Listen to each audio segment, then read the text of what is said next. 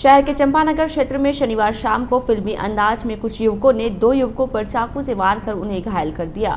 घटना के बाद आरोपी मौके से फरार हो गए। क्षेत्र में अचानक घटे इस घटनाक्रम से आसपास में सनसनी फैल गई।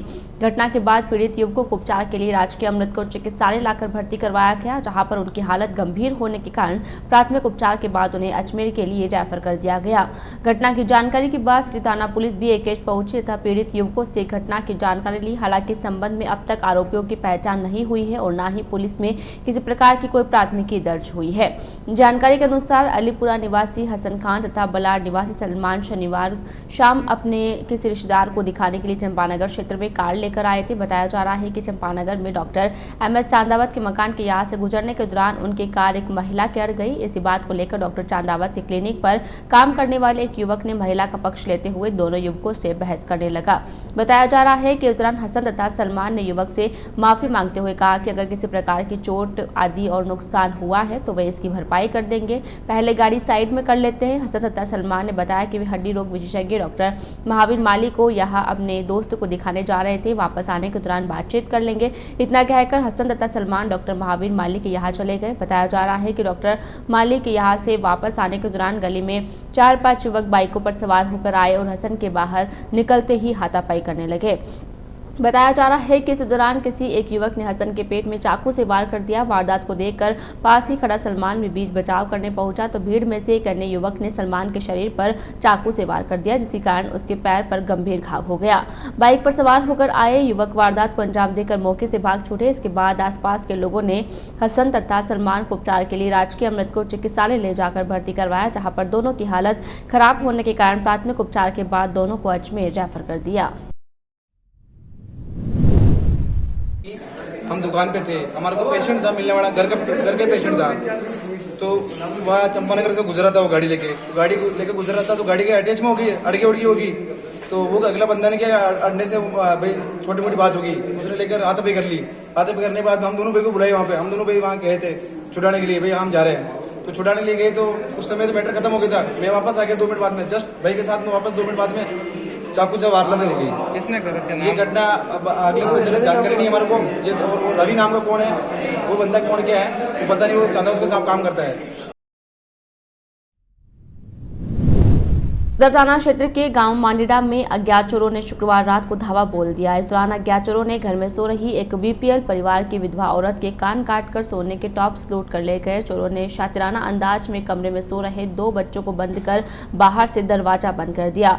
वारदात के दौरान महिला घायल होकर अचेत हो गई। बड़ी मुश्किल से बच्चे दरवाजे को खोलकर बाहर आए तो देखा कि उनकी मां अचेत पड़ी है। बच्चों ने इसकी जानकारी ग्रामीणों को दी तो ग्रामीण घर में एकत्रित हुए। थोड़ी देर बाद जब महिला होश में आई तो उसने सारे घटनाक्रम की जानकारी दी। उधर ग्रामीणों की शिकायत पर सदर थाना पुलिस कर्मी मांडेड़ा पहुंची तथा पीड़िता के बयान दर्ज कर अज्ञात चोरों के खिलाफ मामला दर्ज किया। जानकारी के अनुसार मांडेड़ा निवासी जसोदा बेवा हनुमान सिंह अपने मकान में 2 पुत्र महेंद्र व रूप सिंह के साथ रहती है। BPL परिवार की यह महिला जैसे तैसे कर अपने परिवार का गुजारा चला रही है। बताया जा रहा है कि शुक्रवार रात को जसोदा के घर में घुसे चोरों ने पहले तो उस कमरे का दरवाजा बाहर से बंद किया जिसमें उसके दोनों पुत्र सो रहे थे। इसके बाद चोरों ने जसोदा के कान काट कर कान में पहने हुए सोने के टॉप्स लूट कर ले गए। ग्रामीणों के अनुसार अज्ञात चोरों ने शुक्रवार रात में ही बंसी सिंह पुत्र हजारे सिंह के मकान को भी अपना निशाना बनाते हुए चोरी की वारदात को अंजाम दिया। इस दौरान चोरों ने सभी कमरों के सामान को अस्त व्यस्त कर दिया। बंसी के मकान से क्या क्या चोरी हुआ फिलहाल उसकी जानकारी नहीं मिल पाई है। उधर एक ही रात में 2 घरों में चोरी की वारदात होने के कारण ग्रामीणों में दहशत व्याप्त है। कोविड-19 के बाद देश भर में घोषित लॉकडाउन के कारण चरमराई रोडवेज की व्यवस्था अब धीरे धीरे पटरी पर आ रही है। विगत दिनों सरकार के अनलॉक वर्जन के बाद ब्यावर आगार की ओर से विभिन्न मार्गों पर रोडवेज बसों का संचालन शुरू कर दिया गया, जिसके कारण आमजन को सुविधा मिलने के साथ साथ रोडवेज को भी राजस्व की प्राप्ति हो रही है। राजस्व में बढ़ोतरी तथा शेष रहे मार्गों पर रोडवेज बसों के संचालन को लेकर ब्यावर डिपो की ओर से राज्य सरकार तथा रोडवेज मुख्यालय को एक प्रस्ताव बनाकर भेजा गया है। विभाग से स्वीकृति मिलते ही ब्यावर आगार से 8 और मार्गों पर बसों का संचालन किया जाएगा। यातायात मैनेजर निरंजन शर्मा ने बताया कि प्रशासन की ओर से ब्यावर जोधपुर, ब्यावर पाली तथा ब्यावर जयपुर मार्ग पर 2-2 तथा 1-1 बस ब्यावर देवगढ़ तथा ब्यावर बालोतरा के बीच चलाई जाएगी, ताकि इन मार्गों पर यात्रियों को आवागमन की सुविधा मिल सके और रोडवेज के राजस्व में वृद्धि हो सके। हमने 8 गाड़ियों के लिए एक प्रस्ताव बनाकर मुख्यालय भेजा था। जैसे ही उस प्रस्ताव के लिए मुख्यालय से आदेश जारी होंगे तो हम वो वाहन सारी संचालित की करेंगे। जो गाड़ियाँ हैं वो जयपुर, जोधपुर, पाली, उदयपुर ये गाड़ियाँ हैं। इनकी प्रस्ताव बना के हम 7 गाड़ियों को प्रस्ताव बना के हमने हेड ऑफिस में भेजा है। हेड ऑफिस में जैसे ही हमको आदेश मिलेगा, स्वीकृति प्रदान हो जाएगी, हम उन गाड़ियों को संचालित करेंगे। इस रूट पे काफ़ी यात्री भार भी है, तो इससे हम जो भी पैसेंजर है उनको काफ़ी सुविधा मिलेगी। राजस्थान राज्य पथ परिवहन निगम के ब्यावर आगार की ओर से बीकानेर के लिए चलाई जा रही 2 बसों में एक बस की वापसी का मार्ग वाया रास करना रोडवेज प्रशासन के लिए फायदे का सौदा साबित हो रहा है। इससे एक तो रोडवेज को अधिक आय हो रही है और दूसरी ओर इस मार्ग पर यात्रा करने वाले यात्रियों को सुविधा मिल रही है। अब रोडवेज प्रशासन की मंशा है कि ब्यावर बीकानेर मार्ग पर प्रस्थान तथा आगमन इसी रूट से किया जाए ताकि अतिरिक्त राजस्व मिल सके।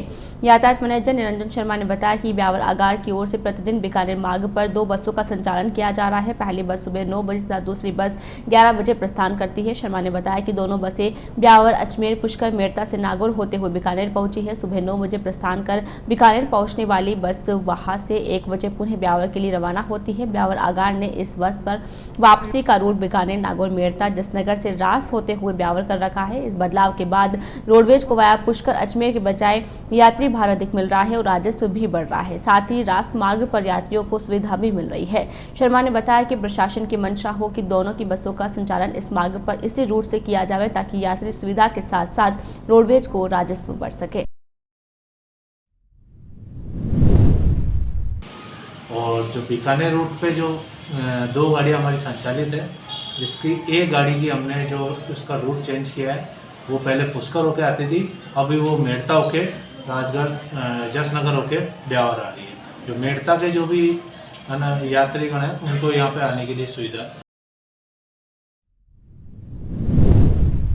शहर के दौलतपुरा पंप हाउस से जवाजा बिसलपुर योजना के देवाता पंप हाउस के लिए जा रही मुख्य लाइन में हुए लीकेज को बिसलपुर परियोजना के अधिकारियों तथा कर्मचारियों ने दुरुस्त कर दिया है। लाइन के दुरुस्त होते ही लीकेज से निकलने वाला पानी बंद हो गया है, जिसके कारण फसलों की सिंचाई के लिए हो रहा दुरुपयोग अब बंद हो गया है। उधर लीकेज पाइपलाइन के दुरुस्त होने के कारण विभाग तथा अधिकारियों ने राहत की सांस ली है। मालूम हो कि बिसलपुर परियोजना की एक मुख्य पाइपलाइन दौलतपुरा से जवाजा के लिए जा रही है। विगत दिनों उक्त लाइन में 2 जगह लीकेज हो जाने के कारण पानी बहने लगा। बहते पानी का उपयोग अपने खेतों में करने के लिए कुछ लोगों ने दोहरे बनाकर पानी का रास्ता बना दिया। सिंचाई के लोभ में किसी ने इसकी शिकायत विभाग के कर्मचारियों व अधिकारियों को भी नहीं की। शुक्रवार को जब इस बात की जानकारी मीडिया की ओर से अधिकारियों को मिली तो सबके सब अधिकारी मौके पर एकत्रित हो गए तथा लीकेज को दुरुस्त करवाने की कवायद में जुट गए।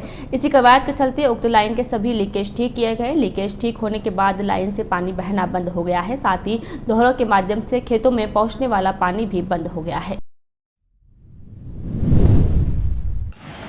पाइपलाइन का कार्य चल रहा है, इसमें रिंग लीकेज हो गई थी।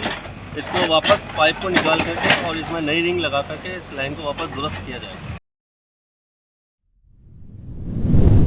Shri Vishwakarma building labour union की एक आवश्यक बैठक शनिवार को यूनियन के जटिया कॉलोनी स्थित कार्यालय पर आयोजित की गई। बैठक में यूनियन पदाधिकारियों तथा सदस्यों ने भाग लिया। बैठक के दौरान उपस्थित सभी ने आगामी दिनों में 24 फरवरी को विश्वकर्मा जयंती मनाने का निर्णय लिया गया। पदाधिकारियों के अनुसार विश्वकर्मा जयंती की पूर्व संध्या पर 24 फरवरी को भजन संध्या व 25 फरवरी को प्रसाद वितरण किया जाएगा। इस दिन सुबह 11 से दोपहर 2 बजे तक यूनियन के चुनाव भी करवाए जाएंगे। चुनाव में वर्ष 2020 तक का चंदा जमा करवाने वाले सदस्य ही भाग ले सकेंगे। बैठक में अध्यक्ष भगवान दास बैरवा, उपाध्यक्ष राजू तिलकधारी, साबिन आशियाना, हरि सिंह रावत, जयराज बैरवा, पुरुषोत्तम कुमावत, करणवीर, शिव प्रसाद तुनगरिया, शंकर कुमावत तथा जगदीश आदि उपस्थित थे। कि 24 तारीख की शाम को भजन संध्या है, वह 25 तारीख को सुबह प्रसाद वितरण, वह शाम को वह 2 बजे तक नए चुनाव कराए जाएंगे। इससे सभी ठेकेदार भाइयों, मिस्त्रियों व तमाम कारीगर भाइयों से निवेदन है कि अपनी अधिक से अधिक संख्या में पधारें। वे साथ ही प्रशासन का नियम लागू रखें, मास्क और सैनिटाइजर का उपयोग रखें, 2 गज की दूरी रखें। कहते हैं कि मन में कुछ करने का जज्बा हो तो फिर किसी भी प्रकार की परेशानियां सामने नहीं आती है और मजबूत इरादों तथा अच्छी सोच के कारण मंजिल भी मिल ही जाती है। मजबूत इरादों के साथ की जाने वाली सेवा में किसी भी प्रकार की अड़चन भी मामूली सी लगने लग जाती है। इसी भावार्थ को चरितार्थ किया है ब्यावर शहर की दो सहेलियों के इरादों ने। शिक्षा के महत्व को समझने वाली इन दोनों सहेलियों ने जब एक बार शहर में खानाबदोश परिवार के बच्चों को देखा तो उसी समय मन में ख्याल आया कि क्या इन बच्चों को पढ़ने का हक नहीं है। और जब इस बात की जानकारी ली गई तो सामने आया कि परिजनों में शिक्षा का अभाव तथा पढ़ाई का खर्च दोनों ही इन बच्चों की पढ़ाई में बाधक बना हुआ है। बस फिर क्या था, दोनों सहेलियों के मन में ठानी और शुरू कर दी खुले आसमान नीचे पाठशाला भी ऐसी जिसका कोई भवन नहीं और ना ही कोई भौतिक सुविधा है। केवल एक प्लास्टिक के तिरपाल पर बैठने की व्यवस्था करते ही झुग्गी झोपड़ियों से बच्चे निकलकर पाठशाला तक पहुंचने लगे और फिर शुरू हुआ पढ़ाई का सिलसिला।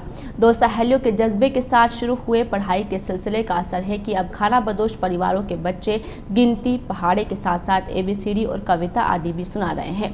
मालूम हो कि शहर के छावनी रोड काली माता मंदिर निवासी तथा वर्धमान कॉलेज की छात्रा वेदांशी मंडोरा गत वर्ष अपने जन्मदिन के मौके पर सैन सर्किल के पास निवास करने वाले खानाबदोश परिवार के लोगों को खाना देने गई थी। इस दौरान वेदांशी ने देखा कि इन परिवार के बच्चे इधर उधर घूम रहे हैं और कुछ झाड़ू बनाने के कार्य में अपने परिजनों का हाथ बटा रहे हैं। इस दौरान वेदांशी के मन में आया कि क्यों न इन बच्चों को पढ़ाया जाए। मन में यह ख्याल लेकर वह अपने घर लौट गई और बात आई गई हो गई, लेकिन 2-3 महीने पहले फिर से यह बात उसे याद आई तो उसने अपनी सहेली सुनारो का मोहल्ला बिचली तालाब के पास चंचल गुरबानी के साथ बातचीत करते हुए इस प्रकार की बात कही तो चंचल भी राजी हो गई। फिर क्या था, दोनों सहेलियों ने एक साथ मिलकर सैन सर्किल के साथ खुले आसमान के नीचे पाठशाला शुरू की और खानाबदोश परिवार के सदस्यों से मिलकर उनके बच्चों को यहाँ भेजने का प्रस्ताव रखा तो सभी ने इसे सहज स्वीकार कर लिया। वेदांशी व चंचल प्रतिदिन 1 घंटे तक बच्चों के साथ बैठकर उन्हें गिनती, पहाड़े, ABCD के साथ साथ कविता आदि सिखा रही है, जिसका असर है कि बच्चे फर्राटे से गिनती, पहाड़ों के साथ साथ ABCD भी उच्चारित कर रहे हैं, साथ ही कविता भी सुना रहे हैं। नाम रमेश है, यहाँ पर करीब महीना भर पढ़ा रहा है। अगर मैं 7 ही पढ़ रहा हूँ, 6 का पावड़ आता, 8 तक पावड़ आते हैं और स्कूल पढ़ता हूँ 7वीं और घोड़ा बाग जोड़ ये सीख लिया है और हिंदी मेरा नाम लिख दूँ, सब थोड़ा पढ़ लेता हूँ, किताब पढ़ लेता हूँ और ये घोड़ा बाग जोड़ बाकी और मीनिंग सब ABCD स्कूल जाता हूँ। मेरा नाम सुन बदलो। दीदी पढ़ी हुई जैसे हम भी पढ़ना चाहे और ये दीदी मुझको पढ़ा रही है, 1 महीना 2 महीना हो गए और ये पढ़ाने की इच्छा है इसकी और मैं गिनती लगी 50 तक, ऐसे नार आसाम लगी। मैं 4th पढ़ा रहा था, 5वीं में फेल हो चुका। अभी दो दीदी आती है पढ़ाने, इसको मैं ABCD इंग्लिश सब सिखाई है। ABCD पावड़ा, इंग्लिश गिनती, A for Apple, B for boy ये आती है।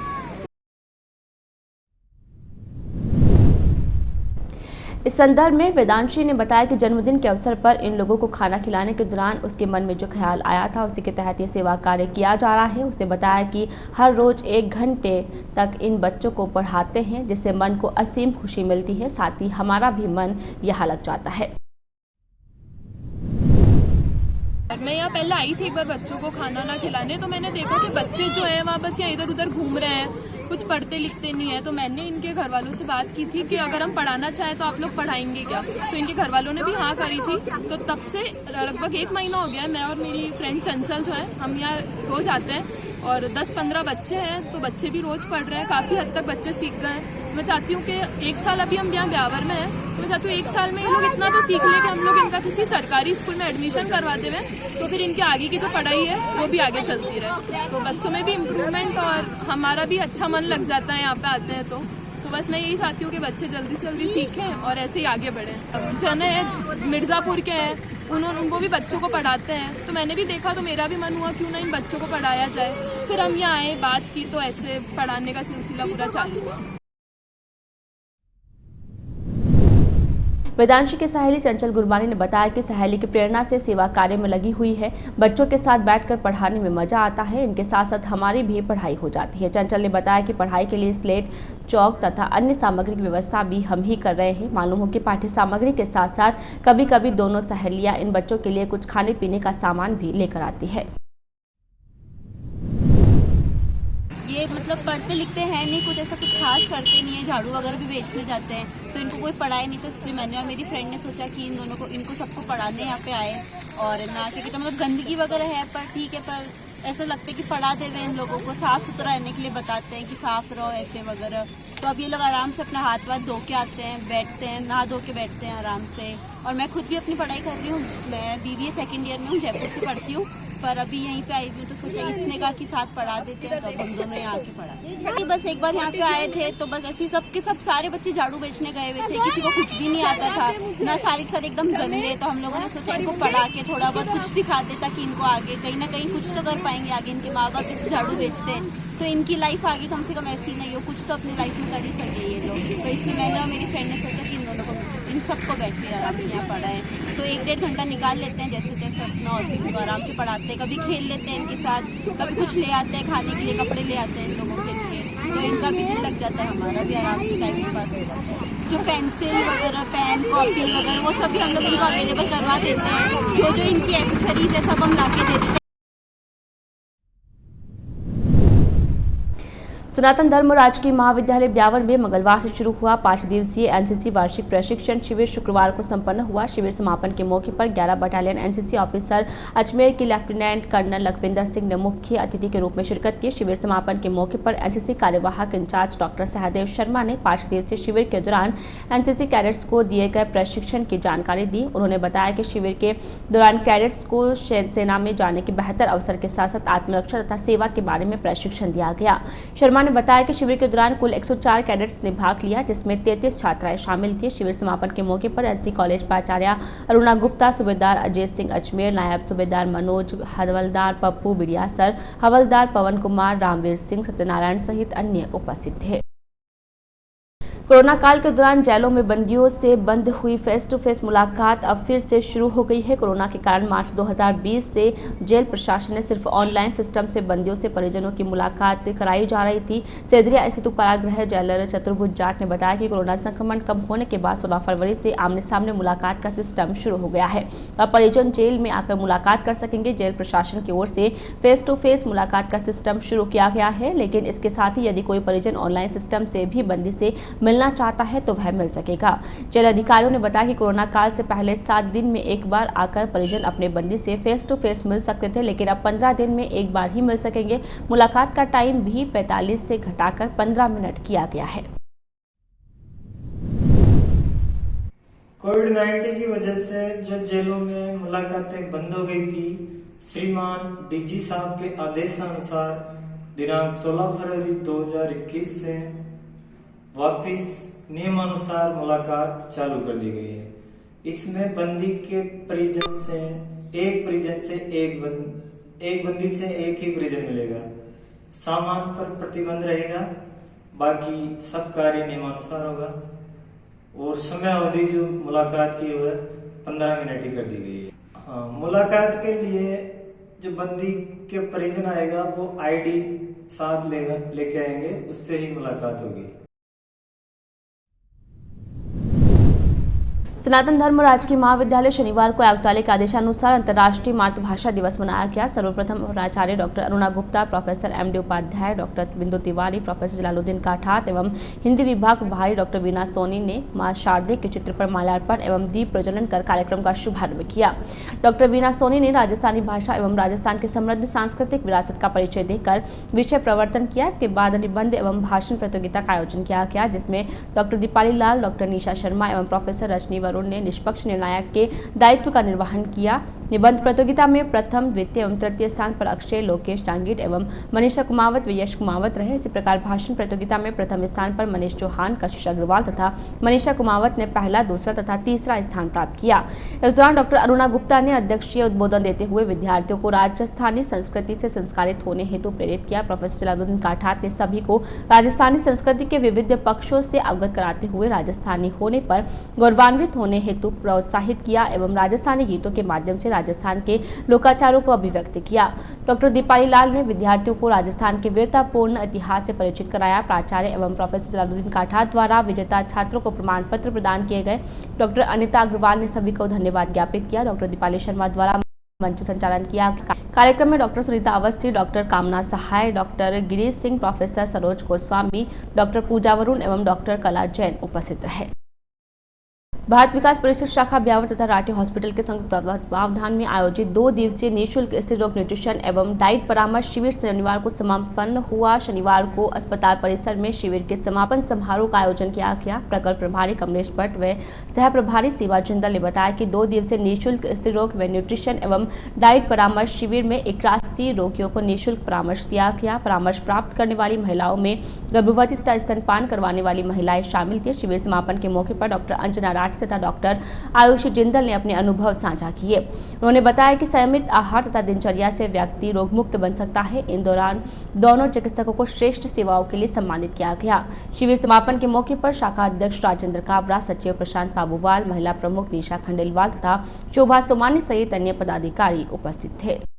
शहर के उदयपुर रोड स्थित कृषि मंडी चौराहे पर शनिवार शाम को एक सवारियों से भरा एक टेम्पो गाय को बचाने के लिए चक्कर में असंतुलित होकर पलट गया। बताया जा रहा है कि हादसे में टेम्पो में सवार 7 सवारियां घायल हो गई। हादसे के बाद सभी घायलों को उपचार के लिए राजकीय अमृतकोट चिकित्सालय लाकर भर्ती करवाया गया, जहां पर 6 सवारियों को प्राथमिक उपचार के बाद छुट्टी दे दी गई, जबकि गंभीर रूप से घायल गणेशपुरा निवासी सुमन पुत्री रमेश नायक को उपचार के लिए भर्ती कर लिया गया है। बताया जा रहा है कि टेम्पो उदयपुर रोड चुंगी नाके से सवारियां भरकर ब्यावर शहर की ओर आ रहा था। शहर के नरसिंहपुरा निवासी एक मंदिर के पुजारी जयदीप दिवाकर ने नगर परिषद की ओर से 1 वर्ष बाद भी अपने फैसले की पालना नहीं करने पर अफसोस जताया है। साथ ही दिवाकर ने परिषद पर भ्रष्टाचार वर्ष मामले को दबाने का आरोप भी लगाया है। दिवाकर का आरोप है कि अवैध निर्माण प्रकरण को लेकर वह विगत 1 वर्ष से नगर परिषद के चक्कर लगा रहा है, लेकिन अब तक उसे कोई राहत नहीं मिली है। उल्टा परिषद के अधिकारियों ने मामले को न्यायालय में विचाराधीन होने की टिप्पणी लगाते हुए अवैध निर्माणकर्ताओं को बचाने का प्रयास किया जा रहा है। पीड़ित का आरोप है कि नगर परिषद में आयोजित जनसुनवाई के दौरान भी वह गया, लेकिन आज तक जनसुनवाई के बाद भी कोई कार्यवाही नहीं हुई।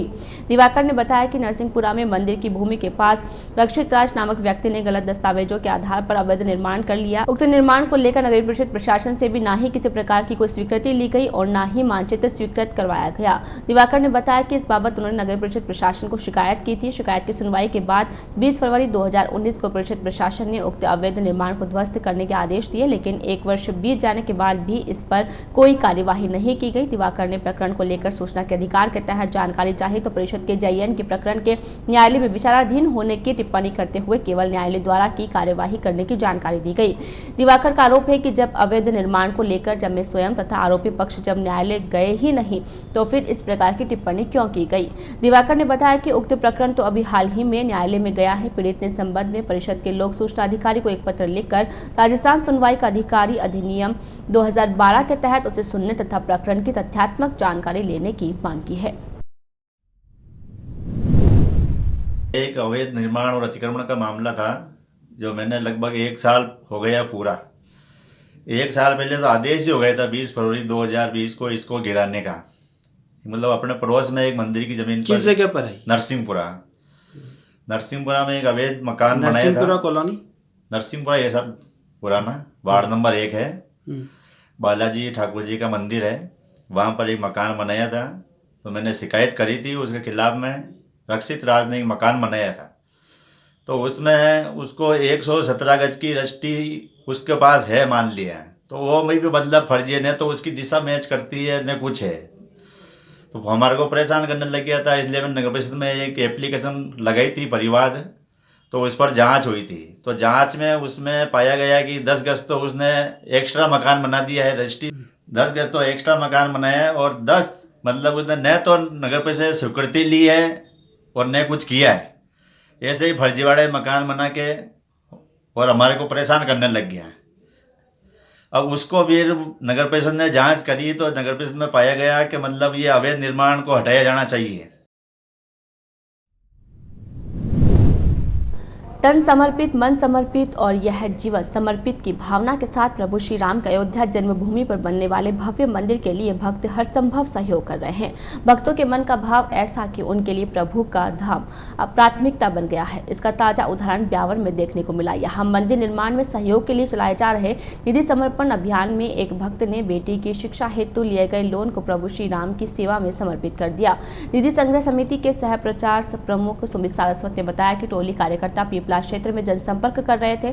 इस दौरान रूपारेल गांव में एक भक्त ने भगवान के लिए सर्वस्व समर्पण का परिचय दिया। यहाँ बहादुर सिंह चौहान ने 1,11,111 रुपए की निधि समर्पित की। उनकी माता महफूल देवी ने बताया कि बहादुर ने यह राशि पोती की पढ़ाई के लिए लोन ली थी, मगर हम बरसों से भगवान श्री राम का मंदिर बनने की आस लगाए बैठे थे।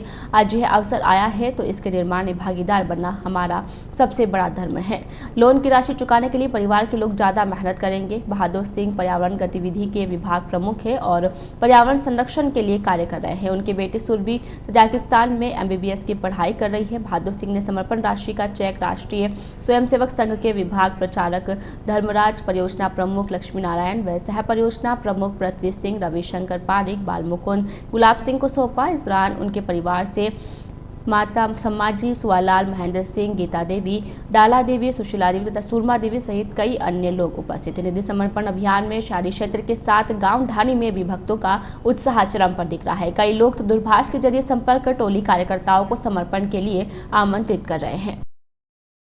भागवताचार्य पंडित ध्यानु भगत महाराज ने कहा कि अंतिम समय पर जैसी मति होती है वैसी ही जीव की गति होती है।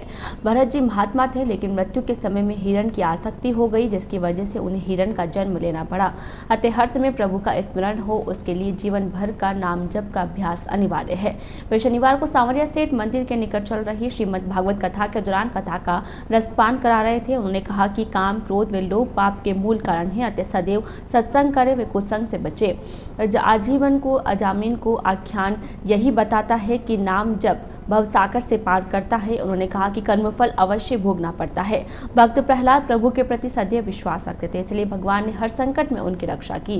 कथा के दौरान भगवताचार्य भगत ने विधुर संवाद सुनाया और भगवान को 56 प्रकार के भोग लगाने पर प्रकाश डाला। अनसुईया की कथा सुनाते हुए कहा कि हर स्त्री को पतिव्रता धर्म का पालन करना चाहिए, जिससे घर स्वर्ग हो जाए। उन्होंने कहा कि स्त्री को भी देवी का रूप माना जाता है। कथा के दौरान प्रस्तुत किए गए मधुर भजनों पर उपस्थित श्रद्धालु झूम उठे। के बाद स्वागत है आपका। चलिए देखते हैं इस सप्ताह की टॉप 10 न्यूज।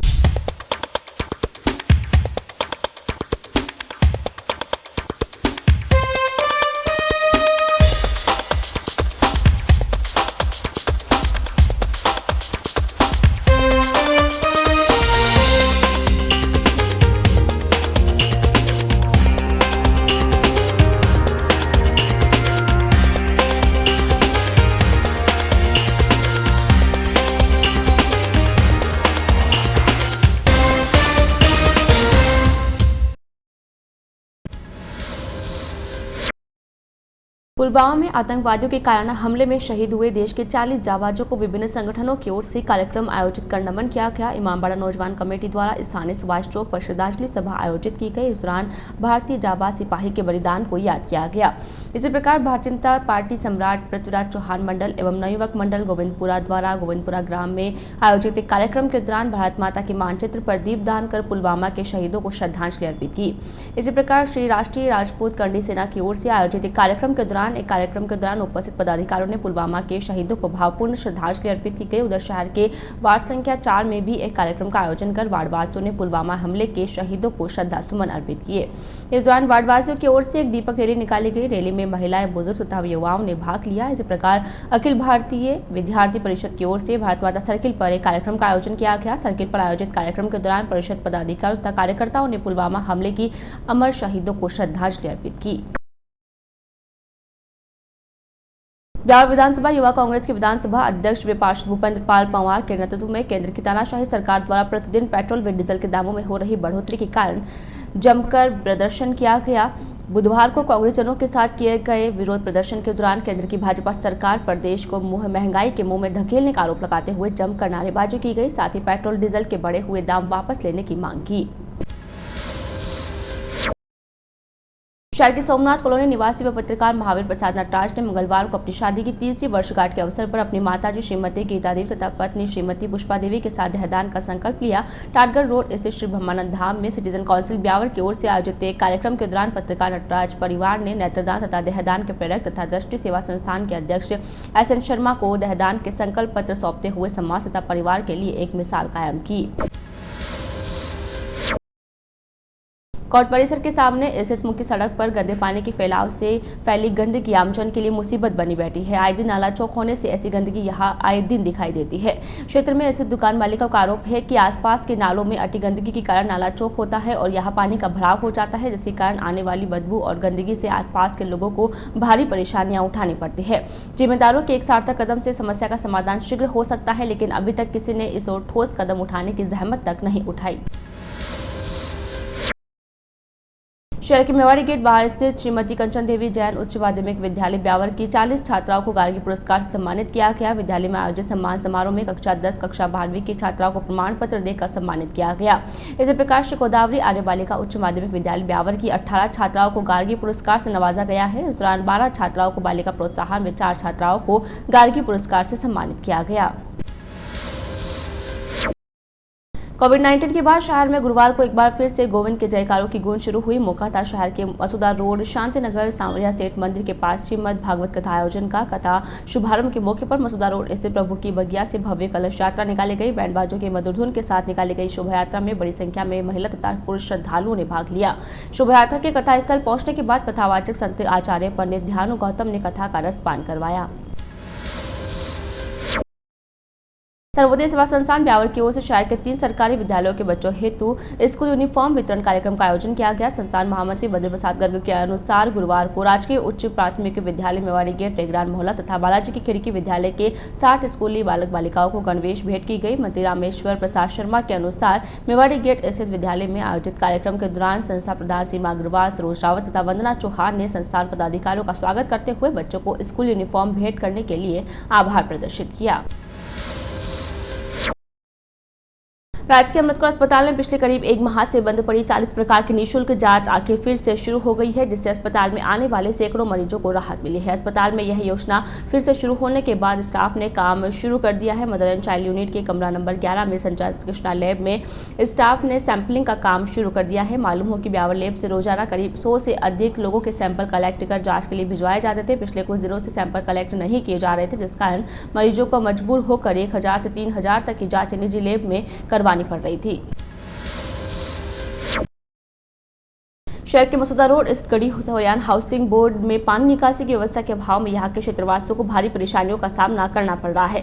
हालात यह है कि हाउसिंग बोर्ड के सभी सेक्टर का पानी यहां पर स्थित फैसिलिटी भूमि पर एकत्रित होकर तालाब का रूप ले चुका है। क्षेत्रवासियों की पीड़ा है कि कई बार आवासन मंडल के अधिकारियों तथा स्थानीय प्रशासन को इस बाबत अवगत कराने के बाद भी आज तक इस ओर ध्यान नहीं दिया जा रहा है, जिसके कारण आसपास के लोगों को बदबू तथा पानी में पनपते मच्छरों के कारण परेशानियां उठानी पड़ रही है।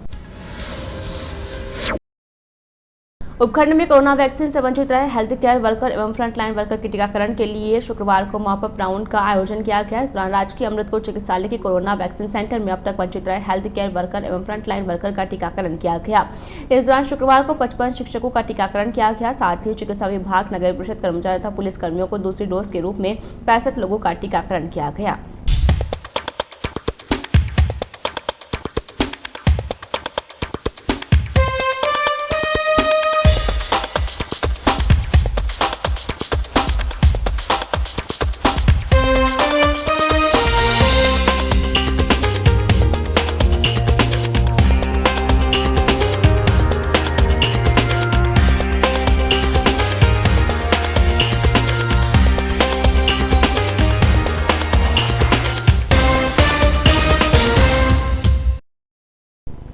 आज के बुलेटिन में फिलहाल इतना ही। अब पूरी टीम के साथ दीजिए इजाजत, फिर मिलेंगे। नमस्कार।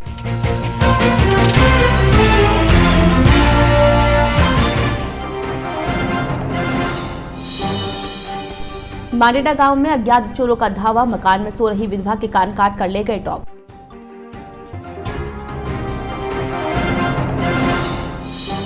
विभाग ने दुरुस्त की बिसलपुर परियोजना की लीकेज पाइपलाइन, अब जाकर रुका व्यर्थ बहते पानी का दुरुपयोग।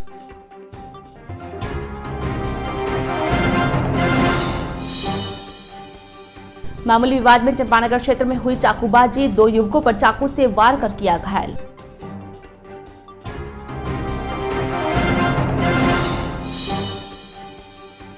और 2 सहेलियों ने ठानी और शुरू हो गई खुले आसमान के नीचे पाठशाला, खानाबदोश परिवारों को बच्चों को दे रही है तालीम।